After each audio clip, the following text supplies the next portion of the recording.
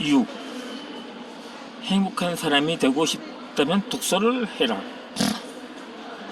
하버드 3대 명강 중 하나의 행복학 수업을 강의하는 탈 샤하르 교수는 행복이란 의미와 즐거움의 조합이라고 말한다.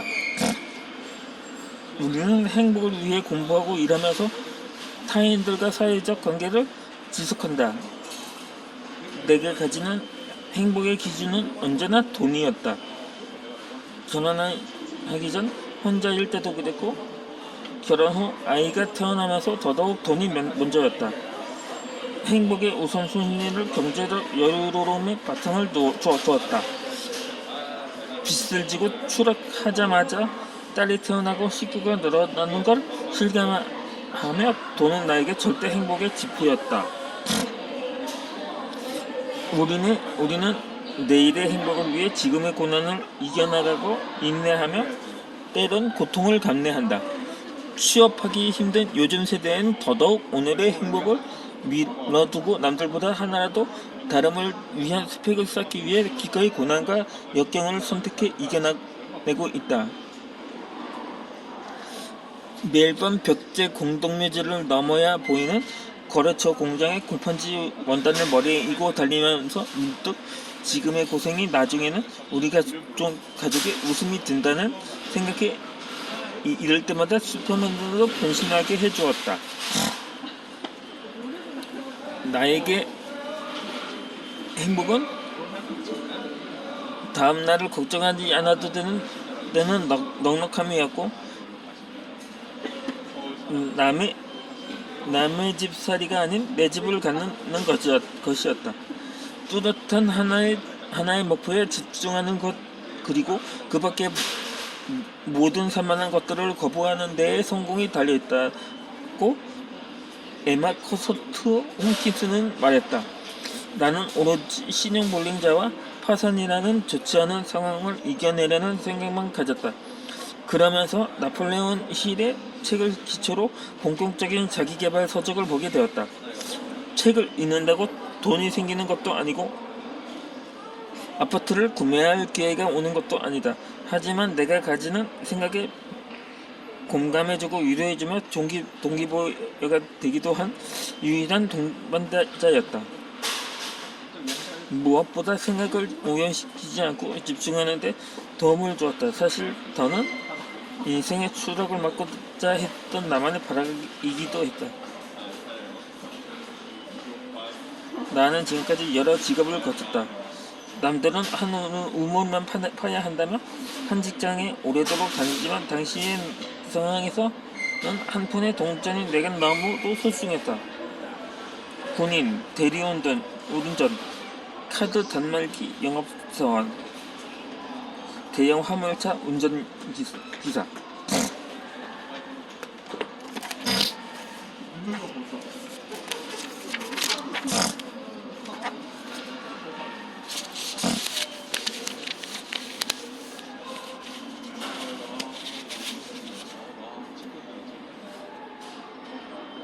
골판지 배송 업무, 주유소, 기계 가공 등 많은 직업군을 가졌다. 저도 마찬가지거든요. 제가 학교는 대학 갈 형편은 되지 못했기에 제가 600제 기독교 신앙을 가지다 보니까 신학교를 추천해 주셨더라고요. 당시 출석하던 목사님하고 저희 어머니께서 의논을 하셨는지 그렇게 해서 한 3년 정도 다녔는데 이조차도 형편이 안 좋아서 졸업까지 갈 엄두는 나지 않더라고요. 그때 그래서 방학 때마다 제가 알바를 시작했는데 그것이 정기적인 직업으로 전환되면서 이제 아예 학교를 중퇴하고 계속 일을 해왔던 거죠. 신문 판매 지하철 신문 가판대라고 있거든요. 거기서 신문을 판매하기도 하고 또 그때 이게 기계의 가공이라고 또 그것도 차원이 좀 다른 건데 치과 기공소 배달 치과마다 그 치아 모형을 배달하는 일도 했었거든요. 그리고 또 가구를 조립하는 공장, 뭐 설계 이런 일도 전전했고요. 물론 요즘으로 말하면 비정규직이었던 거죠. 그러다 보니까 1년 이상 간 적은 없었습니다. 그런데 그러다 제 어머니께서 그때 일식 제조업을 하셨거든요. 당시 친척이 있었거든요. 일식집 사업을 했었던 그때 그래서 정기적으로 어머니 일을 돕기로 해서 학교로 아주 자퇴를 하면서 그 일을 어머니를 돕기 시작하기도 했고요. 물론 2년도 못 갔는데 그때 당시 그 업체가 식품위생법에 걸렸었거든요. 그나마 제가 가장 오랫동안 했던 일이었습니다. 그러다가 좀 공백기를 거치면서 그냥 작가 꿈을 계속 버리지 못해서 만화를 그리기 시작했거든요. 학원도 수료하고 그렇게 해서 하지만 영 실력이 늘지 않아서 2년급도 해봤고요. 한 6개월 정도 했었는데 그냥 이제 전공이라기엔 좀 그렇지만 이를 살렸어 기독교 계열의 한 극단이었어요. 원래 수습 기간만 3개월이었는데 그건 통과를 했어요. 하지만 그 경기도 좋지 않다 보니까 그 일도 오래가지 못했었거든요. 결국 계속 글을 쓰는 일을 하고 일시적으로 봉사활동을 하기도 했어요. 뭐 스펙이라고 하기엔 좀 그렇던데 당시 장애인 복지시설에서 그냥 무보수였거든요. 하지만 그때 당시는 상당히 궁했었거든요. 그래서 무엇라도 벌이가 되는 일을 하고자 했었는데 그러다가 제가 신학교 선배가 있는데 목회자가 돼서 저를 수시로 찾아왔어요. 그렇게 해서 직업도 소개시켜주고 그러다 복지재단에서 일을 해보기도 하고 하지만 제가 적성에도 많지 않고 하다 보니까 뭐 이 책 속의 주인공처럼 또 뭐 적성에 맞지 않는 일도 더러 있었거든요. 그러다 보니까 여러 일을 전전했었던 거죠.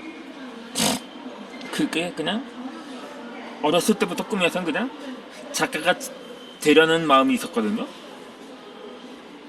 그때 제가 마지막으로 일했었던 복지재단의 이사장님께서 제가 이력서를 넣었는데 그 경력사항을 보시고 자신의 이력을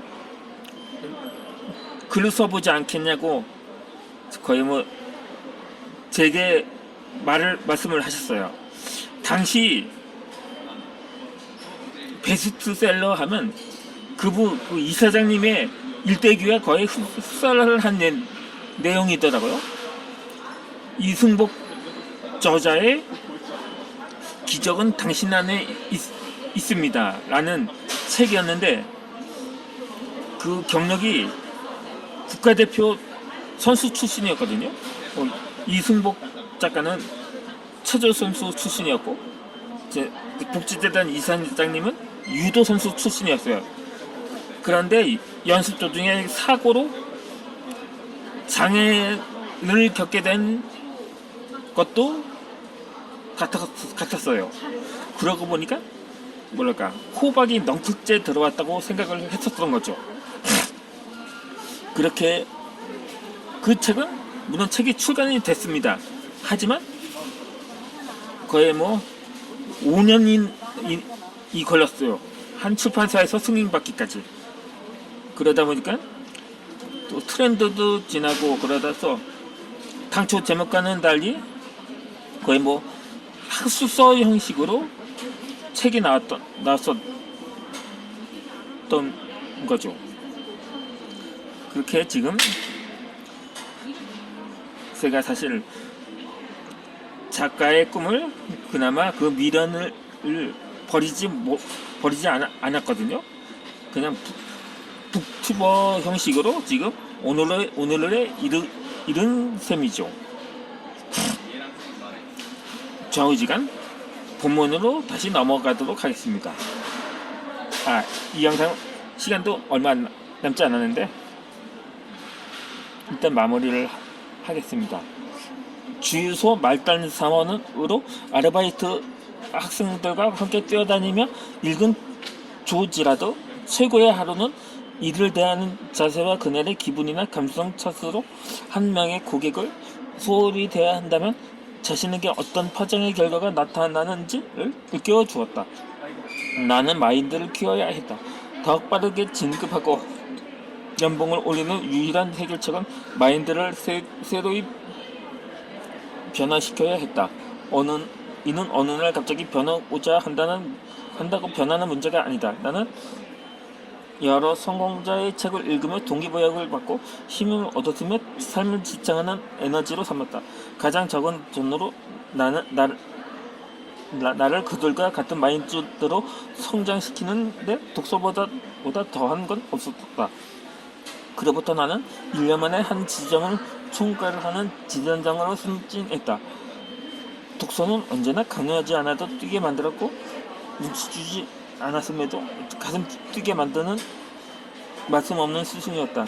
행복은 주관적인 감정의 경험이므로 정답이 없다.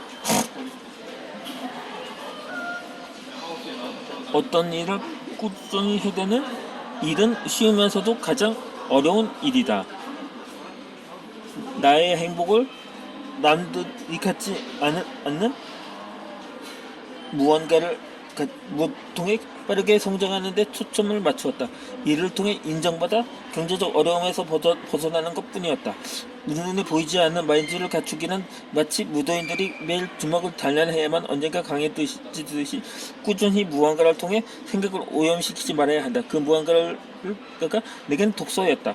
돌이켜보면 행복이란 고난과 역경을 이겨내고자 하는 과정이며 흔들리지 않고 목표에 하나씩 다가가는 지극히 도덕적이고 인간적인 욕망의 즐거움과 기쁨의 표현이다. 흔들리지 않기 위해서는 독서만큼 단순하고 강력한 방법은 없다.